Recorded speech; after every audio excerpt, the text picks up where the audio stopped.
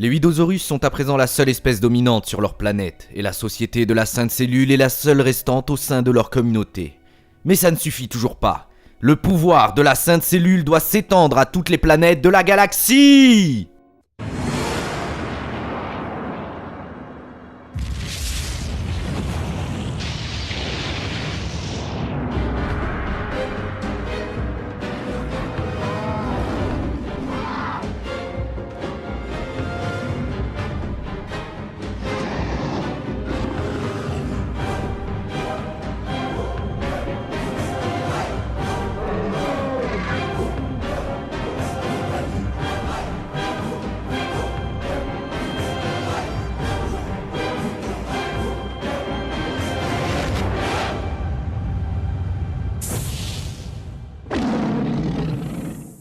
Les Widosaurus sont sur le point de commencer une étape importante de leur développement en tant qu'espèce.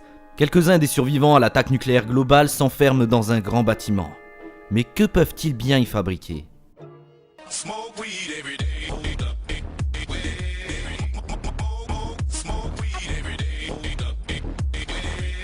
Eh bien, ce n'est pas étonnant. Ce gros pétard volant est en réalité leur tout premier vaisseau spatial, la 8 Machine comme ils l'appellent. Et c'est avec sa construction que débute une longue course à l'espace... Ah non en fait, elle fonctionne déjà. Le pilote de la navette ne fonce cependant pas tête baissée dans l'espace, il prend d'abord en main le véhicule. Parce que quand même, ça coûte cher ces conneries. Plus cher que les animaux malades qu'ils désintégreront au laser. Les enfants de la Sainte Cellule peuvent enfin visiter les astres au-delà de leurs cailloux.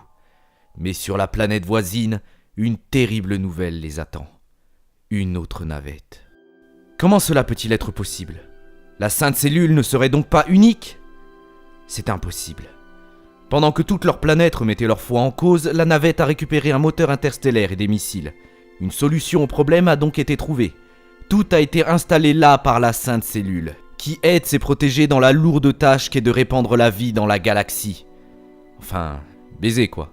C'est ainsi qu'ils commencèrent donc l'installation de leur première colonie et l'exploration des étoiles proches, à la recherche d'herbes bien vertes. Mais à la place, quelle ne fut pas la déception de découvrir une autre espèce intelligente. Tous les enseignements de la Sainte Cellule sont à refaire.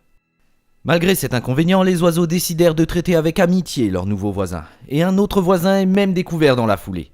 Et toutes les interactions se sont faites dans l'amitié, sans même une petite guerre pour la Sainte Cellule. Non, même pas une. En fait, si. Pour les Widosaurus, que l'on remette en cause la légitimité de la Sainte Cellule passe encore, mais que l'on critique la bœuf est un crime de guerre. Et c'est un crime bien plus grave que le bombardement des milliers de civils innocents qui vivaient sur cette planète. Et ce n'est pas en vain, car c'est une grande victoire pour les idéaux de nos grands oiseaux.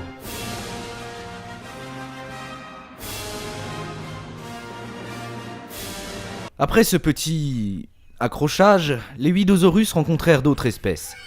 Bien que pas toujours amicales, la plupart d'entre elles finiront par devenir leurs amis. La plupart d'entre elles.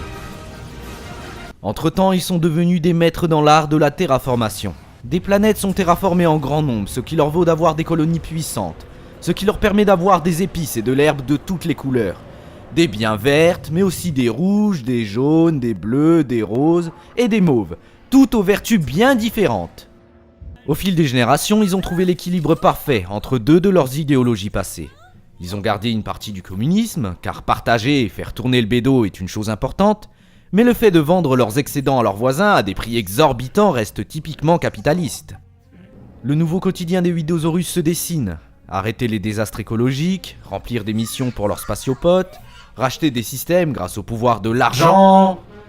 Car c'est un monde où les oiseaux vendent de la drogue extraterrestre à leurs petits camarades.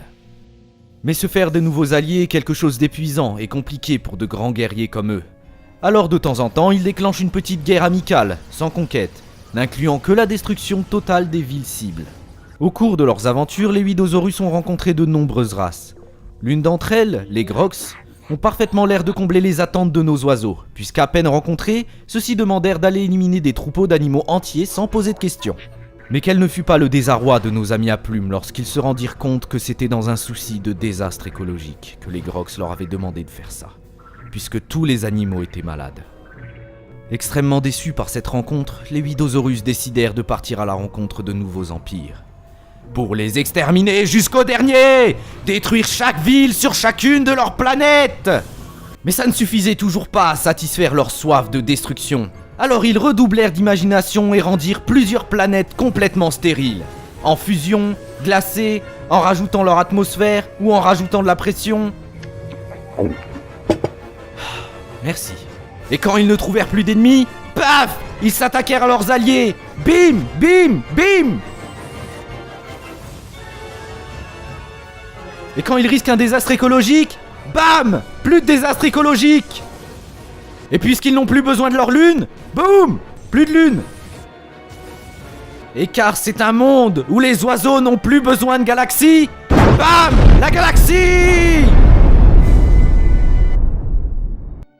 Et c'est ainsi que la formidable aventure des 8 Dosaurus se termine. De leur petite vie de cellules jusqu'à la conquête de l'espace, nos petits amis à plumes ont bien grandi. Ils repeupleront les planètes restantes, comme la Sainte Cellule le désirait. A bientôt pour de nouvelles découvertes sur Alien Info.